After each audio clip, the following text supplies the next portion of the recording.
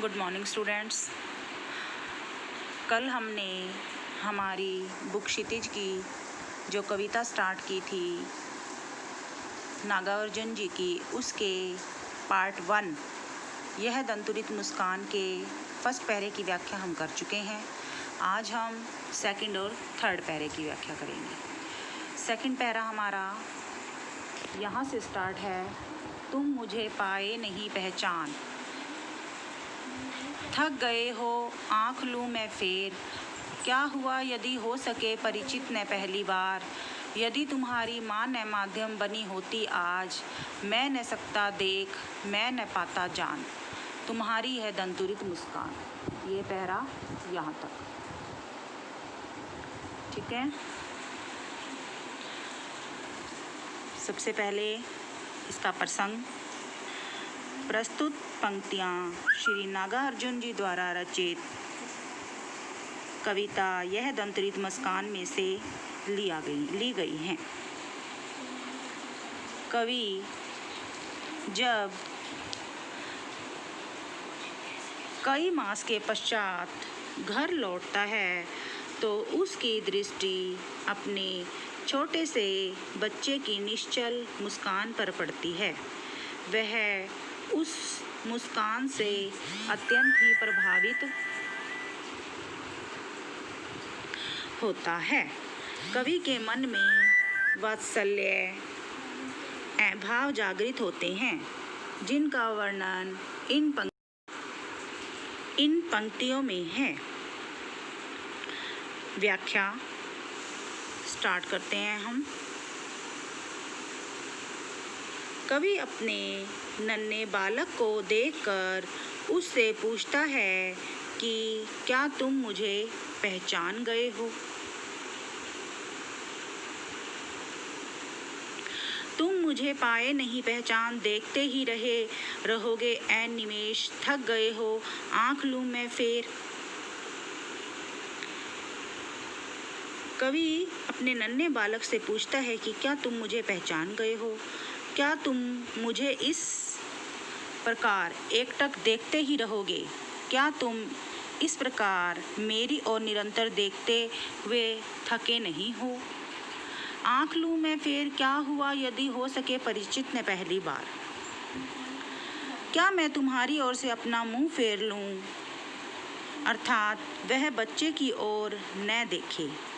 कवि फिर से कहता है कि क्या हुआ यदि वह मुझे पहली बार न पहचान सका।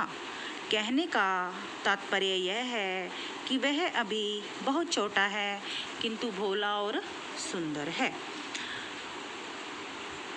कवि फिर से कहता है, क्या हुआ यदि हो सके परिचित न पहली बार, यदि तुम्हारी माँ न माध्यम बनी होती आज, मैं न सकता देख मैं न पाता जान, तुम्हारी यह दंतुरित मुस्कान।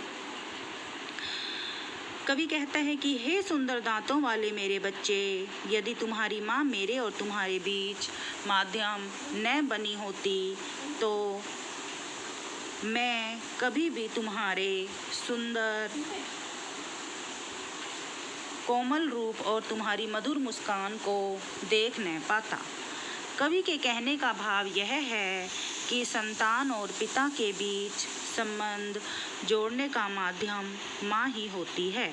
यदि वह बच्चे की माँ होती है तो पिता की पत्नी भी होती है। विशेष प्रस्तुत कवितांश में कवि ने अपने भावों का उल्लेख किया है। भाषा सरल, सहज एवं अभिव्यक्तिपूर्ण है। संबोधन शैली का प्रयोग है। संस्कृत निशब्दावली का प्रयोग किया गया है। काव्य सौंदर्य इसका एंड शिल्प सौंदर्य। इन काव्य पंक्तियों में कवि ने सरल सहज भाषा का प्रयोग किया है। कविवर नागार्जुन ने अपने छोटे बच्चे की मधुर एवं पावन मुस्कान को प्रभावशाली भाषा में व्यक्त किया है। छोटे छोटे शब्दों की आवृत्ति के कारण भाषा में लयात्मकता का समन्वय है। थर्ड पहरा हमारा स्टार्ट होता है जी यहाँ से। धन्य तुम भी, माँ भी तुम्हारी धन्य है, चिर प्रवासी में इतर में अन्य, इस अतिथि से प्रिय तुम्हारा क्या रहा संपर्क।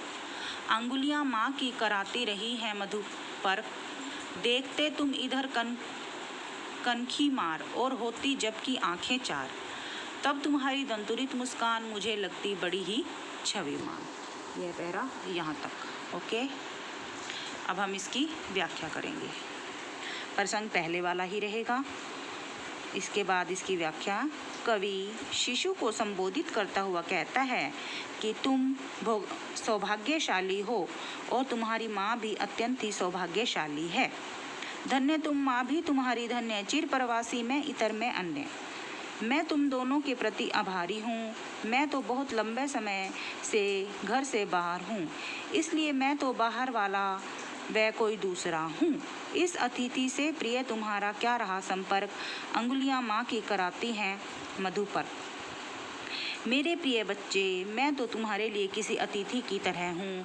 तुम्हारे लिए मेरा कोई संबंध नहीं रहा, तुम्हारे लिए तो मैं अनजान सा ही हूँ।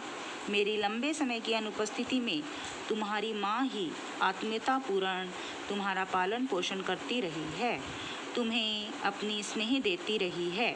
वह तुम्हें पंचामृत चटाकर तुम्हारा पोषण करती रही है और होती जबकि आंखें चार, अब तुम्हारी दंतुरित मुस्कान मुझे लगती है बड़ी ही छविमान।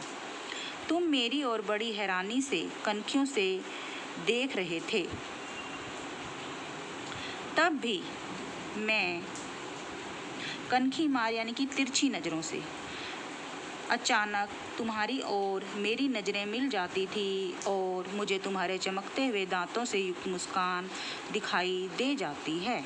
वास्तव में मुझे तुम्हारी दूधिया दांतों से सजी हुई मुस्कान, जो दूध के दांत होते हैं, बहुत ही सुंदर लगती है। मैं तुम्हारी इस निश्चल मुस्कान पर मुग्ध हूँ, मोहित हूँ। विशेष कवि ने अपने आप को चिर प्रवासी कहा है क्योंकि वह अधिकतर समय बाहर रहता है। सुंदर सटीक शब्दों का प्रयोग हुआ है। भाषा मुहावरेदार है। आंखें चार होना मुहावरे का प्रयोग किया गया है। संस्कृत निशब्दावली का प्रयोग हुआ है। अनुप्रास अलंकार की छटा दर्शनीय है।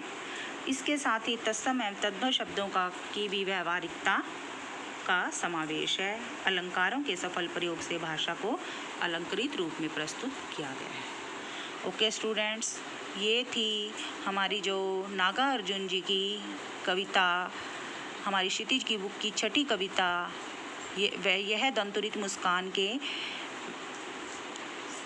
सेकंड और थर्ड पैरे की सप्रसंग व्याख्या। आप इसे समझें, उसके बाद अपनी फेयर नोटबुक पर राइट करें। Okay, thanks.